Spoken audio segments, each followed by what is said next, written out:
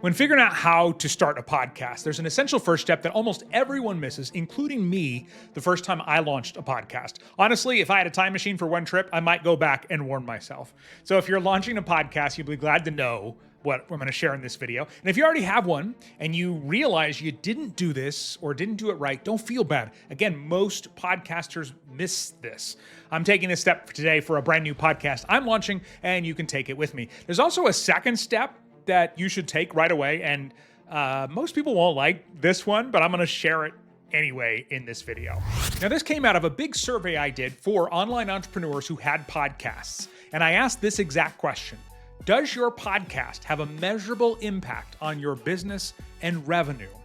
You want to take a guess on what the number one answer was? It wasn't yes, and it wasn't no either. It was a fill-in-the-blank question, and the number one answer I got from so many podcasters around the world was not yet. I actually loved that answer. I didn't like the fact that people were putting all this energy into a podcast and not having it have the impact they wanted on their business, but I loved that there was a hint of optimism still in there with not yet, like, I'm gonna make this happen. Before anyone even plans an episode, we have to identify what our top objectives are for the podcast. To put it simply, what the heck do you want the show to do for your business? Now, some people do take this step, but they miss a nuance, so let me show you how we do this with our clients. We start with this list of very common objectives, right? So we have build your authority, generate leads, nurture your audience, social proof, networking, grow your audience, grow your personal brand, build a YouTube presence, promote ongoing events, have content to repurpose, fill a wait list, sell a product.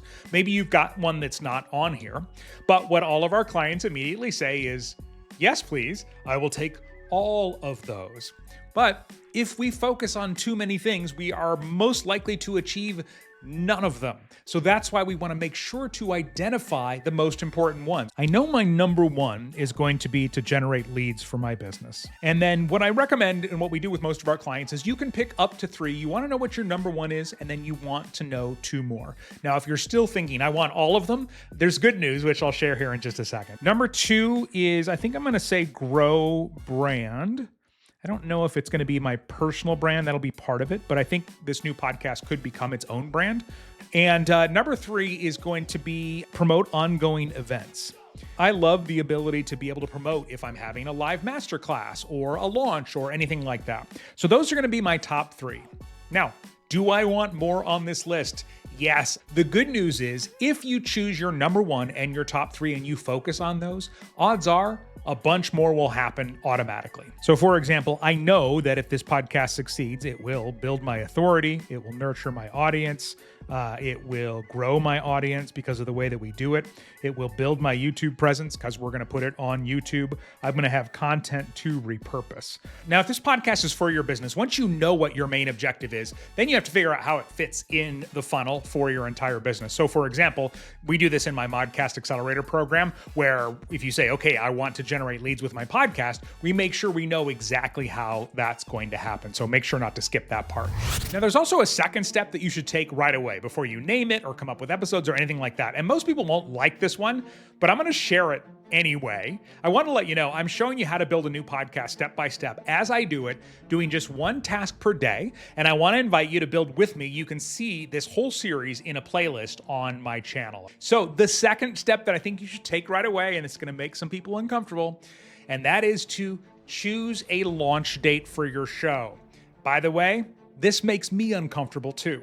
As a recovering perfectionist, I just want to think about it and theorize and figure out how to make it perfect forever. But the problem is we're not going to reach any of those objectives that we just chose if we never launch the show. So I'm going to publicly announce my launch date right now, even though it makes me uncomfortable. My new podcast, which I haven't finalized the name yet, that'll be coming in an upcoming video in this series, but my new podcast is going to launch on October 14th, 2024, okay? I'm putting it out there publicly, nervously, but now it's out there. Now, if it's after that date and you're watching this video, then it should already be out on my channel, or I completely failed, so feel free to check up on me. What questions do you have about having a podcast for your business? Let me know in the comments and I'll make a video to answer them. The next step we should take for our podcast is in the video on the screen right now. And it's another thing most podcasters skip, but once you realize that Hollywood would never do this for movies, you'll never skip it again either.